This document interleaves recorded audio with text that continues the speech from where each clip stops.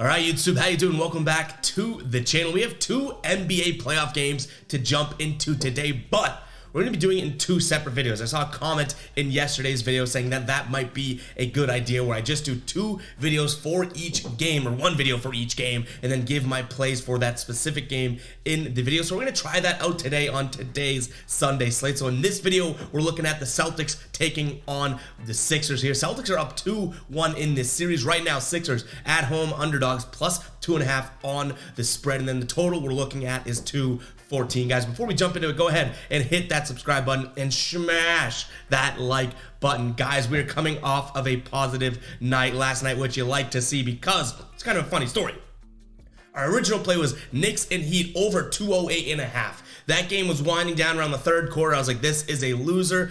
Is there any more value we can get? Now, I never recommend chasing a loss, but we had no plays in the Lakers and the Warriors game just yet, so I put my hard hat on. We got in the lab, we got to work, and picked two unders that were kind of scary. Taking the best player on each team and pulling the trigger on an under is not something easy to do, but we do come through and cash it. So we are now on a 5-1 run over the last few days in the NBA. Hopefully you guys do check out those plays, because that's what I mean when we update the pinned comment throughout the day, guys. Those are late adds to the play, so always keep an eye on that pinned comment. But don't want to say we got lucky because we put a lot of effort into that, but that looked like it was a losing night if we didn't decide to try and put something on that Lakers-Warriors game there, because it was just that one final play that was a loser prior to. But then I was like, you know what? There's got to be value in this game. Like I said, we got in the lab and we found those two winners. But again, we're looking at a different game today. Sixers plus 2.5 at home, total sitting at 214. Last game went just like I thought it would, I guess. Celtics win that one, 114-102. They hit the over as well.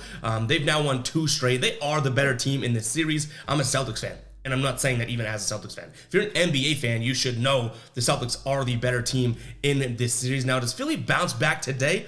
I think they make this one competitive, but I think we got a pretty damn good line here with the Celtics minus 2.5. So that is going to be my play in this game, Celtics minus 2.5. I also don't necessarily mind the over, so I lean towards the over. Keep an eye on the pinned comment, see if that ultimately becomes a final play. But right now I am leaning in that direction. And also, for any player props or anything like that, we're going to be throwing those over on TikTok at EvPicks with a Z at the end, as well as my Instagram, same exact name, at EvPicks there with a Z at the end. Go follow those guys. Obviously, if you stuck around for a while now, you know, TikTok banned our account, you know, at 30-something thousand followers for no reason, no explanation. I can't even reach them, so we had to start a new one. Go follow that new one, guys. But yeah, I think the Celtics team is a team that, you know, the Sixers might come out here and say, okay, we have to up the tempo. Like I said that they were going to from games 2 to 3, which they did to some degree, but the Celtics are just going to embrace that. And they're going to say, we'll play slow.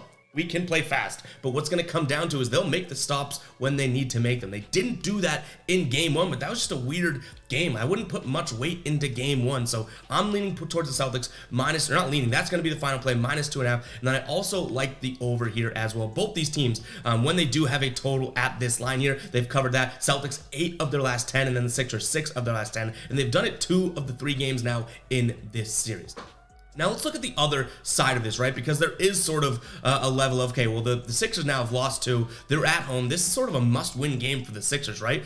I don't necessarily, I guess, entertain the idea of like, well, this is a bounce-back team. This Sixers team really isn't all that resilient. And in fact, their 2 superstars, James Harden and Joel Embiid, as good as they are, I don't think are the resilient type of players. Harden, for sure, we've seen him in the past just give up in series and kind of just say, you know what, season's over, right? And then Joel Embiid has done the same thing. So unfortunately, I think this, like, it sounds like I'm hating on the Sixers, but you know, even Sixers fans know this is probably a problem to you know, adjust for, is that you're led by 2 guys that when the bad get, you know, the tough gets going, the goings gets tough, or whatever the saying is, you know. So I do think that the Celtics team has this one in the bag today. Minus 2.5 is the play. I lean towards the over as well. Let me know what you guys are rolling with in the comments. In fact, use that hashtag ride of the day, guys. Hashtag ride of the day in the comments. Let me know what you're rolling with, because we did miss someone's ride of the day that we did roll with. I didn't give a shout out in yesterday's video, so let's do that now. We have Jim here. He had Tobias Harris's under 23.5 PRAs in game number 3. I didn't give the shout out in yesterday's video, so apologies there, but let's pump in the crowd noise for Jim here, cashing that one. Again, guys, just use hashtag ride of the day, and you guys get a shout out, win or loss, if I do jump on board with your pick. So make sure to go ahead and do that, and I'll catch you guys in the next video. All right, peace out.